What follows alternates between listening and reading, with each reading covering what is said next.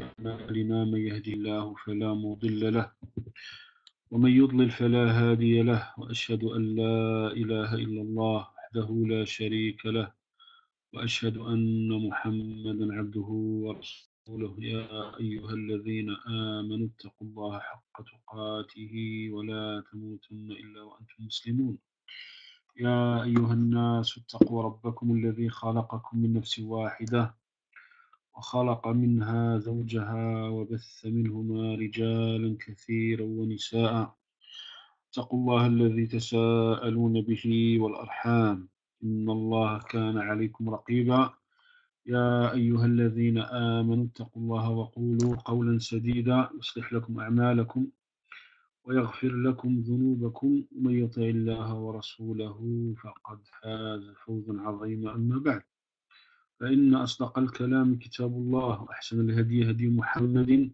صلى الله عليه وسلم شر الأمور محدثاتها وكل محدثة بدعة وكل بدعة ضلالة وكل ضلالة في النار. Das ist unsere dritte Halaqa in der Erklärung von Usul Athalatha. Imam Sheikh sagt, dich zur Gehörsamkeit gegenüber Rechtsleiten, dass die Hanifiyya, die Religion von Ibrahim, Frieden und Segen auf ihm ist. Sie besteht darin, Allah allein mit Aufrichtigkeit in der Religion zu dienen. Hanifiyya, wir haben das erklärt, Hanifiyya. Die Religion von Ibrahim. Wir haben gesagt, Ibrahim ist der Vater von Propheten. Alle Propheten kamen von Ibrahim, a.s. Und zwei Linien kamen. Eine Linie kam von Ismail, eine andere kam von Ishaq. Also alle Propheten, die meisten Propheten kamen von Ishaq, a.s. Und von Ismail kam der Prophet sallallahu alaihi wasallam. Deshalb Ibrahim a.s. ist der Vater von Propheten, Abul Anbiya. Das ist auch der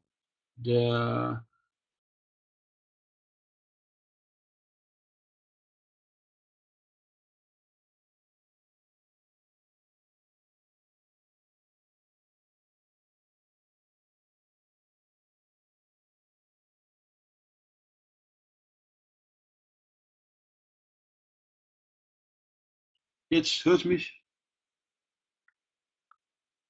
Assalamu alaikum. Hört mich?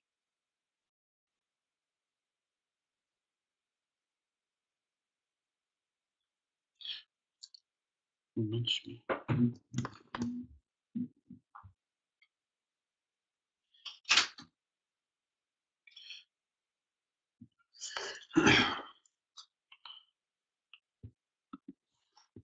Hört ja?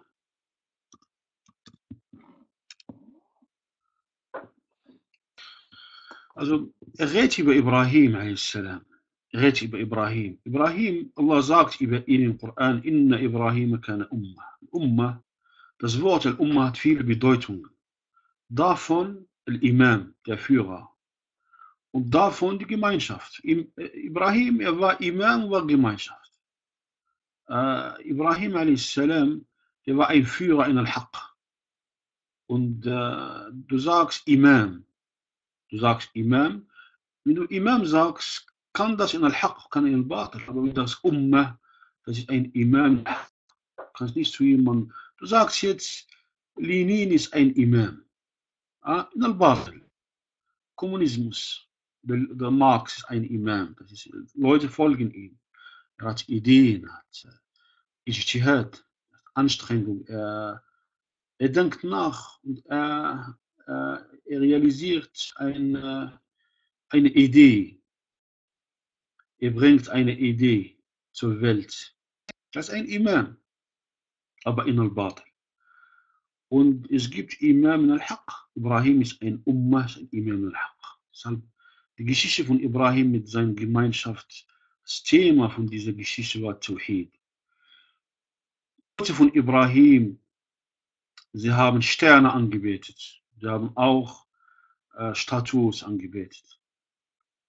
Und dieser Dialog zwischen Ibrahim und seinen Leuten, das ist eine rechtmäßige Unterhaltung, auch rationale Unterhaltung. Reden über Sonne, über den Mond. Ibrahim a.s. war sehr intelligent, auch als er diese Götzen kaputt gemacht hat, als sie kamen, sagt, dieser Große hat das gemacht. Was wollte er machen? Er wollte diese Leute, er wollte Al-Fitra erwecken, wollte den Verstand erwecken. Also diese Leute sagen, wie kann ein Stein diese anderen Götzen kaputt machen? Die haben die Antwort gefunden. Er Seele, das Stein kann nichts machen. Stein ist kein Rabb. Der Stein hat keinen Anteil an der Rububiyya, deshalb kann nicht Ilah sein. Hat nicht das Recht, ein Ilah zu sein. Das ist die Art der Diskussion. Das ist die Art der Diskussion. Du redest über eine Wurzel, über eine Grundlage. Das Rububiyya ist die Grundlage von der Uluhiyya. Jemand, der ist kein Schöpfer. Er besitzt nichts. Er stirbt. Er schläft. Er wird krank. Er hat keinen Anteil an der Rububiyya. Deshalb, er hat nicht verdient, wieder zu werden. Das ist die Besonderheit von diesem Dialog zwischen Ibrahim a.s. und seinen Leuten. Das ist diese Besonderheit von diesem Dialog zwischen die beiden. Deshalb, die sagen, Ibrahim ist der Führer von den Muwahhidin. Ja, Führer. Weil er Vater von den Muwahhidin. Der Vater. Und alle Religionen sind einig und loben Ibrahim. Die Juden loben Ibrahim. Die Christen loben Ibrahim. Die Muslime loben Ibrahim. Aber wer hält die Lehre von Ibrahim a.s.? Die Muslime halten an die Lehre von Ibrahim a.s. Er sagt, Moment,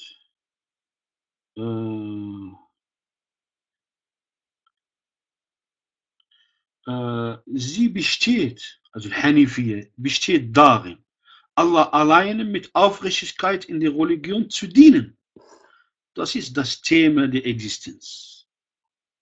Das ist das Thema der Existenz. Das ist Al-Ubudiyya, die Dienerschaft. Das Thema der Dienerschaft. Das Thema der Existenz. Daher gibt es diesen Konflikt. Ja? Leute dienen Allah subhanahu wa ta'ala. Und dann dienen nicht Allah. Diese Unterhaltung, diese Diskussion. Ja? Diese Diskussion. Das ist das Thema. Das ist das Thema der Geschichte. Tawhid, Dienerschaft. Befahl Allah den gesamten Menschen und dafür erschuf er sie. Das ist das Ziel der Schöpfung. Auch das Ziel der Schöpfung. Tawhid, Dienerschaft, Anbetung, Ziel der Schöpfung. Allah sagt deutlich,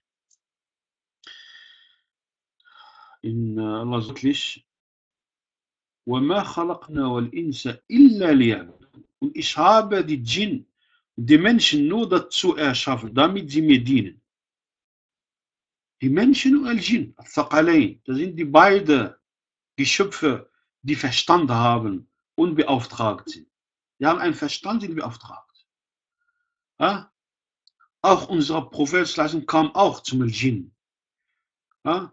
Kam auch zum Jinn. Aber viele von ihnen, sie dienen dem Shaitan. Sie dienen dem Shaitan. Sie sind Diener von dem Shaitan. Aber Allah sagt, ich habe die Djinn und die Menschen nur dazu erschaffen. Warum? Damit sie mir dienen. Er ist der Herr.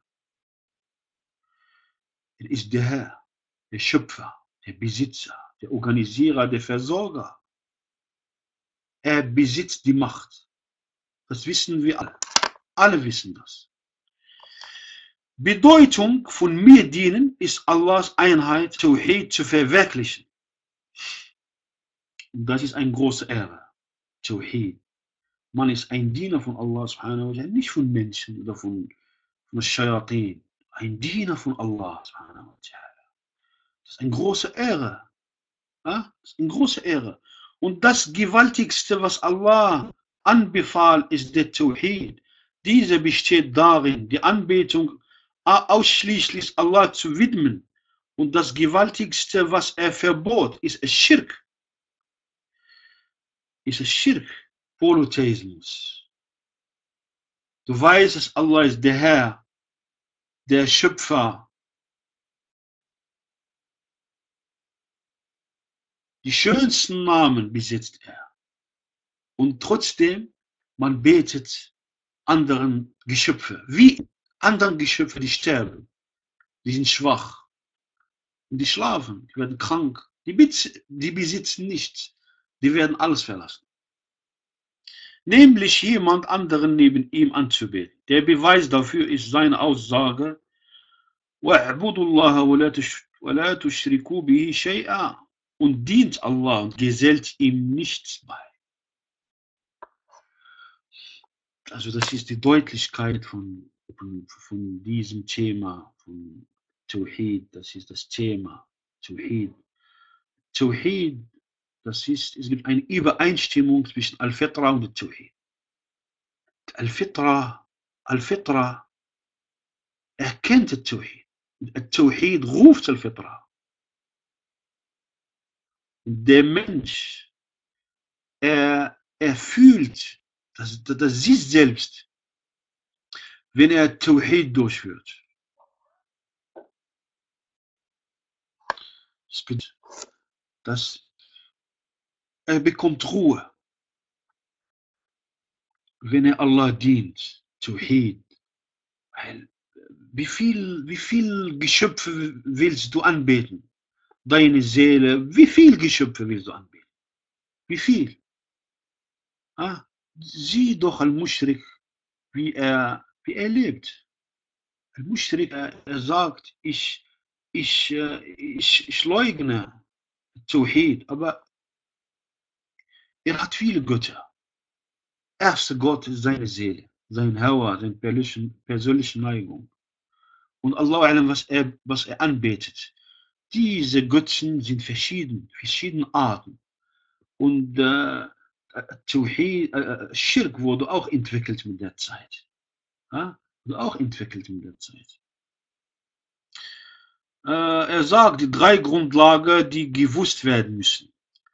Wenn dir gesagt wird, welche 3 Grundlagen sind es, die jeder Mensch wissen muss, so antworte: Der Diener muss seinen Herr, Rabb, kennen.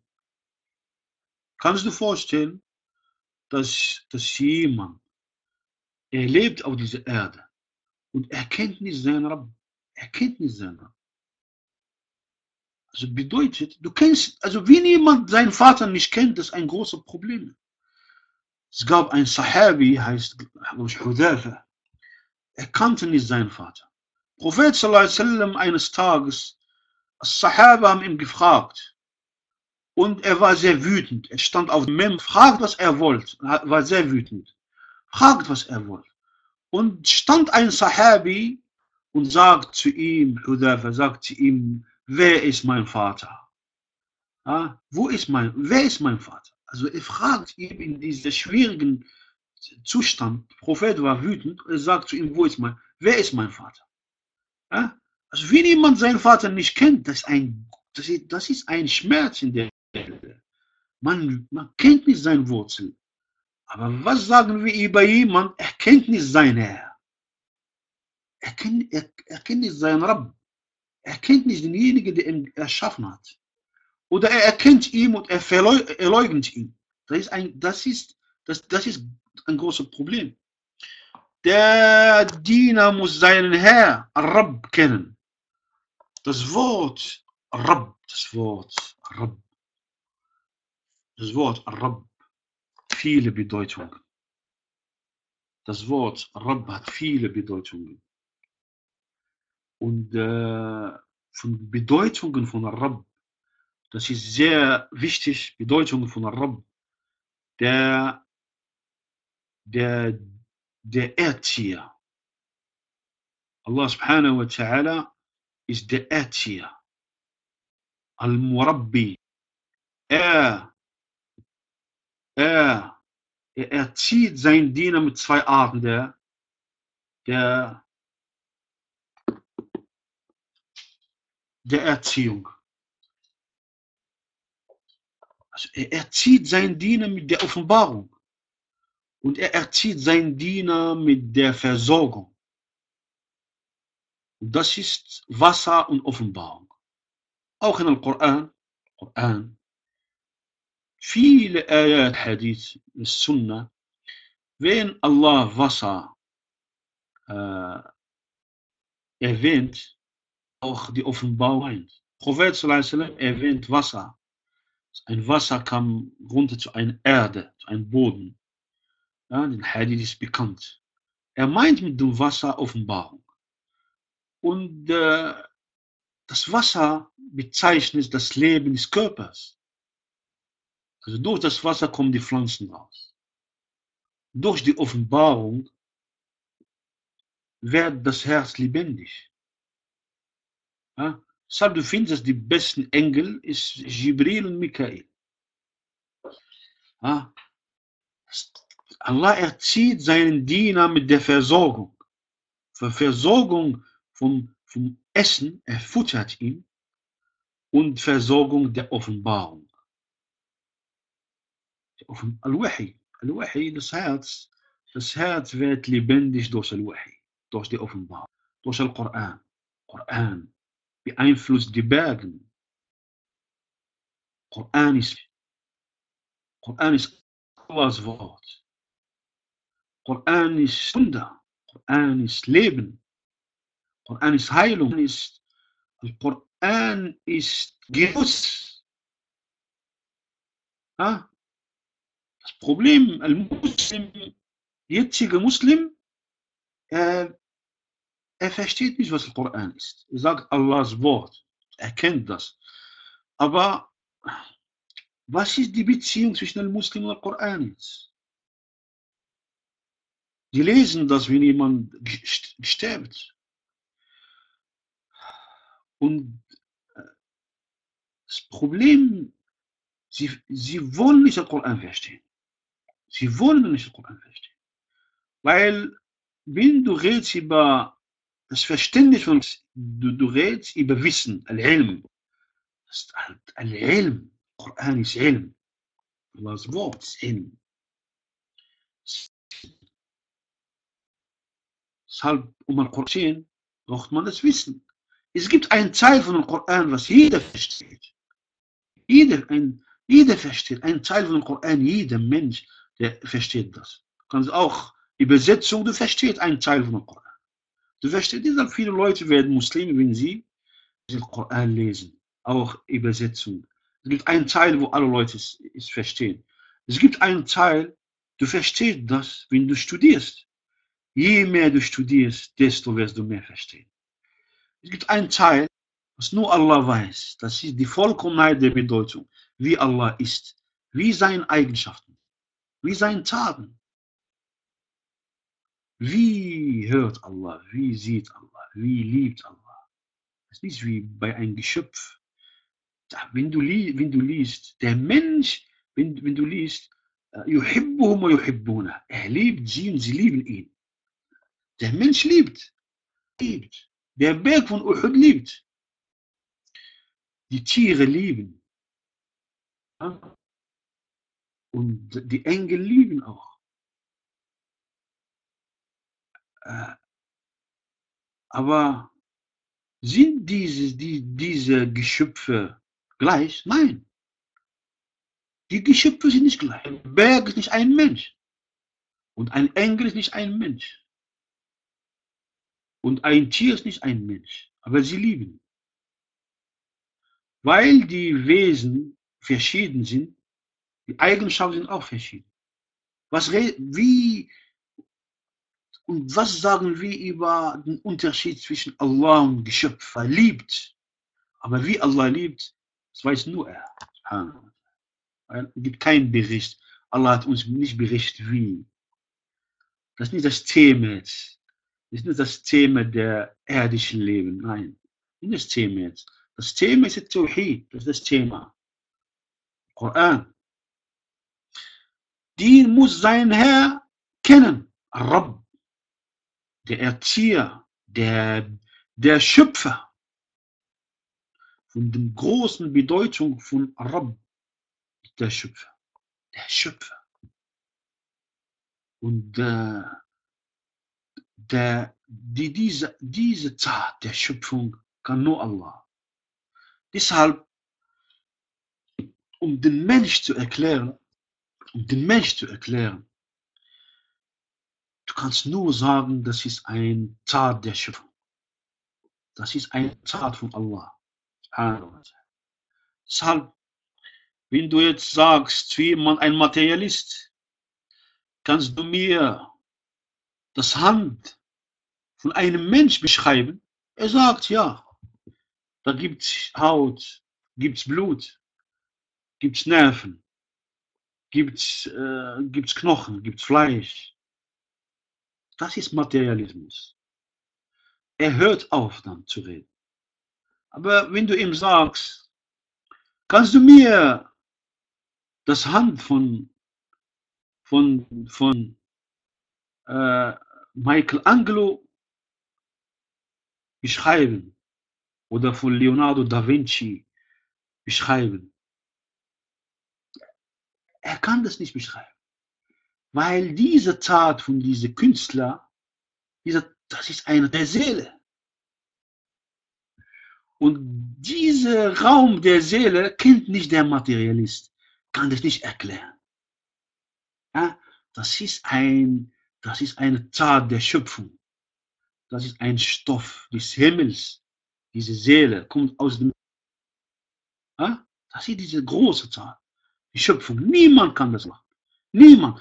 Wenn jemand, will ein Rabb auf Erde sein, du sagst zu ihm, kannst du was erschaffen? Kannst du was erschaffen? Er sagt nein. Dann sitz dich und sei ruhig. Du hast die Anbetung nicht verdient. Du bist nur ein kleines Geschöpf, schwach. Ha? Schwach bist du. Deshalb schau mal auf die Erde, wie viel Leute, wie viel falschen Götter gibt es. Bis jetzt, wie viel falschen Götter gibt es? Sie haben keinen Anteil an Herrschaft, an Schöpfung, an Besitz. Auch von der Bedeutung von Rabb. Er besitzt, er ist der König. Rabb, der König. Er gibt Macht und nimmt Macht, weil er der König ist. Allah ist der König. Ja? Es gibt auch Königen auf der Erde. Es gibt auch Königen auf der Erde. Aber das sind Geschöpfe. Allah hat ihnen das gegeben. Allah hat ihnen das gegeben. Und schau auf die Geschichte, wie viele Leute hat ihnen Allah gegeben und weggenommen. Schau auf die Geschichte. Schau, wie viele Leute. Schau. Guck mal, wie viele Leute haben die hatten großen Besitz. Schau diese Khulafa von Al-Umayyin, Al-Abbasiyin, obwohl sie Muslime waren, in der letzten Zeit, die haben an die Offenbarung nicht gehalten. Schau auf die Osmanische Reich. Bis am Ende, da wurde kranke Königsreich, wurde krank.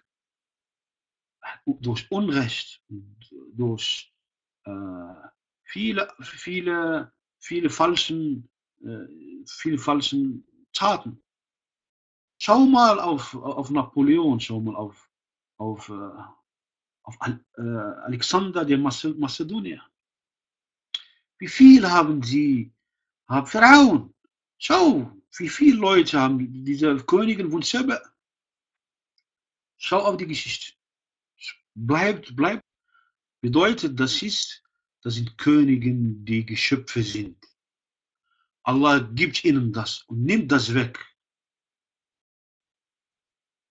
Deshalb Allah ist der Besitzer, Malik Yawmiddin und Malik Yawmiddin. Der König, der besitzt. Ja, das ist das. Ja, Rabb, der Erzieher, der Schöpfer, der Besitzer, der Organisierer. also wenn du sagst Organisierer, es bedeutet, es gibt Leute, die haben gesagt, Allah ist der Schöpfer, der Besitzer, aber er hat alles gelassen. Das ist eine Aussage von einem Philosoph. Er wollte nah an die Kirche sein. Er wollte in der Mitte sein. Er hatte Angst vor der Kirche. Und er wollte auch seine Überzeugung respektieren. Sagt, ja, ich glaube an Gott. Er ist der Schöpfer. Aber er hat die Welt erschaffen. Und ist wie ein Uhrmacher und lasst die Welt so. Das geht nicht. Das geht nicht. Das geht nicht. Diese Aussage geht nicht. Du sitzt nur auf einem Stuhl, einen Tag, und du schaust auf diese Welt, wie sie funktioniert. Du siehst diese schöne Funktion der Welt. Ja? Die Sonne, der Mond, die Meere, die Steine, die Tiere, wie alles organisiert ist. Ja? Wir sehen nicht das Verborgene.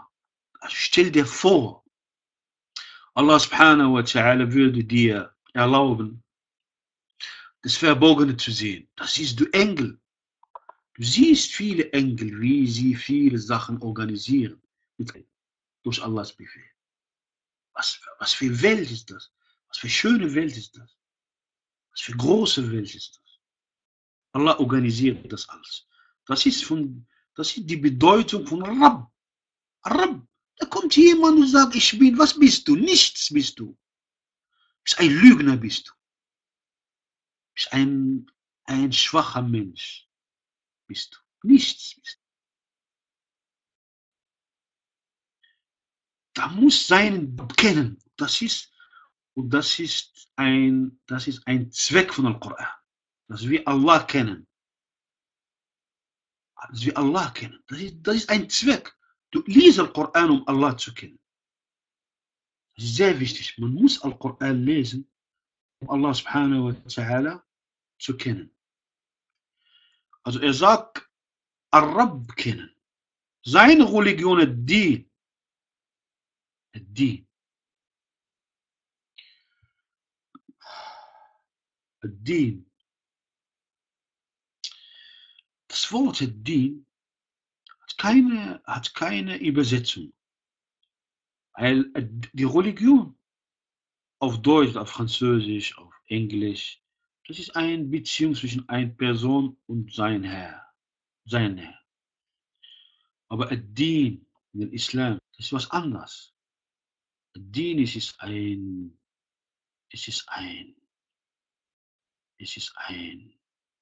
Beziehung zwischen einem Diener und sein Herr, ja. Diese Beziehung basiert sich auf Dienerschaft und Herrschaft. Und zwischen die beiden, Diener und Herr, es gibt eine Botschaft. Diese Botschaft schließt alles ein. Diese Botschaft redet über alles. Diese Botschaft redet über alles. Redet über Wirtschaft, über Politik, redet über Soziologie, redet über Wissenschaft, redet über Kunst. Ja, also das Thema Kunst in den Islam, das kommt. Viele denken, dass Kunst ist normal, das ist was anderes. Du schaust, wie der Mensch diese Schönheit spürt. Ja? Wenn der Mensch die Schönheit spürt, das ist Kunst. Der Mensch, wenn der Mensch die Schöpfung versteht und er spürt eine Art Ruhe, das kommt. Deshalb, diese Religion ist die Religion der Schönheit. Der Prophet sagt, Allah ist schön. Er liebt das Schöne oder die Schönheit. Allah, inna Allah jamil, yuhibbul jamal. Ja? Das siehst du in der Geschichte, wenn Al-Ummah richtig funktioniert. Das siehst du in Andalusien, in Bagdad, in Damaskus, siehst du in vielen Orten. Du siehst, wie sie ihren Gärten gemacht haben, ihre Krankenhäuser aufgebaut haben, sie in Schulen aufgebaut haben, in Bibliotheken, in Universitäten, wie die Leute angezogen haben, die Gelehrten angezogen, wie die Schüler angezogen, die Ärzte angezogen. Ne? Das ist alles gehört dazu. Religion, Din, so wie seinen Prophet Muhammad sallallahu alaihi wasallam, er wird darüber reden. Das sind die drei Grundlagen. Das sind die drei großen Themen. Das sind die drei Wurzeln. Allah subhanahu wa ta'ala, die Botschaft und Prophetentum, Nubuwa. Das sind die wichtigen Themen. Der wird darüber, die erste Grundlage, die Kenntnis über Allah. Wenn dir gesagt wird, wer ist dein Herr? So sage, mein Herr ist Allah, der Mensch und alle Weltenbewohner durch seine Gnaden nährte. Das ist, was wir erklärt haben. Das ist was wir erklärt haben, nährte. Er ist es, den ich anbete, und außer ihm bete ich nichts an. Außer ihm bete ich nichts an. Das ist die Vollkommenheit der Freiheit. Tawhid ist Freiheit. Der Mensch, Al-Muwahhid ist frei. Al-Muwahhid ist frei. Er ist frei. Das ist die Wahrheit der Freiheit. Ist sehr frei. Der Beweis dafür ist seine Aussage, erhaben ist er, sei er. Alhamdulillahi Rabbil Alamin. Alles Lob gehört Allah, dem Herr der Welten. Alles außer Allah ist seine Schöpfung. Und ich bin ein Teil dieser Schöpfung. Schön, das Buch ist sehr schön geschrieben. Das Buch ist sehr schön geschrieben. Das ist eine schöne Art zu schreiben. Das siehst du bei dem Shafi'i auch. Shafi'i schreibt auch so. Mit Frage und Antwort. Genau wie Jibril kam zum Prophet, hat ihn gefragt. Der Prophet hat antwortet. Wenn jemand, der sagt, dann sag das. Und wenn er sagt, dann sag das. Das ist die schöne Art. Das ist die Art, eine gute Methodik zum Lernen. Diese Art. Kann man dich benutzen mit sich selbst. Wenn du allein bist, also niemand, mit dem du lernst, frag dich. Und wenn er sagt so, dann so. Also mach einen Dialog mit dir selbst in dieser Art von Frage und Antwort. Und wenn dir gesagt, dann sage durch seine Zeichen und seine Geschöpfe. Und zu seinen Zeichen gehören die Nacht und der Tag, die Sonne sowie der Mond. Das ist sehr schön. Einmal hat mir ein Christ, er hat gesagt, ich bin Christ. Dann habe ich ihn diskutiert. Und dann am Ende hat er gesagt, also ich habe ihn diskutiert in Basis, dass er Christ ist.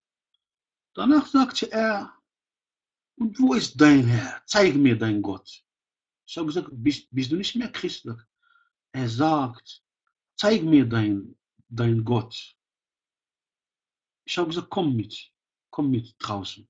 Komm, er ist mitgekommen. Dann habe ich ihm gesagt, ich zeige dir meinen Gott. Dann habe ich gesagt, schau mal um. Was siehst du? Er sagt, Himmel. Ich sage, wer hat das gemacht? Kannst du mir antworten, wer hat das alles gemacht? Es ist kein Zeichen, dass Allah existiert. Das ist kein Zeichen, ist das. Das ist diese klassische früher, da kam ein Atheist zu einem Muslim, sagt zu ihm, oder jemand, der glaubt, sagt, den Beweis, dass der Schöpfer existiert. Warum soll ich dir einen Beweis geben? Du gib mir einen Beweis, erkläre mir die Welt. Ich basiere auf eine Sache, die existiert. Du basierst dich auf nichts. ich soll dich fragen, erkläre mir, was du siehst. Erkläre mir, dass Allah nicht existiert. Woher kommt das alles? Nicht er sagt, komm, erklär mir, dass Gott existiert. Was soll ich dir erklären? Was soll ich dir erklären? Alles ist da, alles ist erklärt. Das, es gibt ein Sprichwort, sagt, es ist schwer, die Deutlichkeiten zu deuten. Schwer, die deutlich zu deuten. Wie soll ich dir erklären? Schau mal mit deinen Augen, deinen Ohren. Schau. Dieser redet über Zeichen. Nacht, Tag. Schau mal die Nacht. Die Nacht und Tag. Also die Nacht ist da, um Ruhe zu haben. Und Tag ist Bewegung. Tag ist Bewegung und Lärm und Ruhe. Allah hat im Ayah gesagt, dass Tag und Nacht sind Ayat. Er hat auch in andere Ayah gesagt, dass von sein Zeichen gehört, dass er Gattinnen von euch selbst gemacht hat. Also bedeutet, dann redet ihr über die Ruhe. Die Frau ist wie Nacht. Die Frau ist Ruhe. Der Mann ist Bewegung. Der Mann konfrontiert den Tag. Und er findet Ruhe in der Nacht. Er findet Ruhe, wenn er zurückkommt, auch bei seiner Frau. Und die beiden sind Zeichen. Tag und Nacht, Mann und Frau. Und Mond und Sonne. Mond bezieht sich auf die Nacht. Die Sonne bezieht sich auf den Tag. Zeichen von Allah subhanahu wa ta'ala. Das sind die Zeichen von Tawhid. Das Zeichen von Tawhid. Derjenige, der sowas leugnet, er bedeckt das. Deshalb das Wort Kufr stammt von Bedeckung, auch auf Englisch Cover. Ja? Auf Französisch la couverture. Auch die Kaf kommt davon. Kaf. Du kommst rein, du bedeckst dich. Niemand sieht dich. Derjenige, der Al-Musari, der Bauer, der pflanzt, er heißt im Arabisch Kafir, weil er bedeckt diese Kerne mit Erde. Derjenige, der sowas nicht sieht und er bedeckt das, er bedeckt großen Zeichen. Er bedeckt das, obwohl das deutlich ist. Also nächste Woche, wir reden darüber, über diese Ayat. Das ist sehr wichtig. Also das ist unsere Halaqa für heute. Inshallah khair. Möge Allah subhanahu wa ta'ala euch reichlich belohnen und euer Wissen mehren. Inshallah bis nächste Woche, inshallah. سبحانك اللهم وبحمدك أشهد أن لا إله إلا أنت أستغفرك وأتوب إليك السلام عليكم ورحمة الله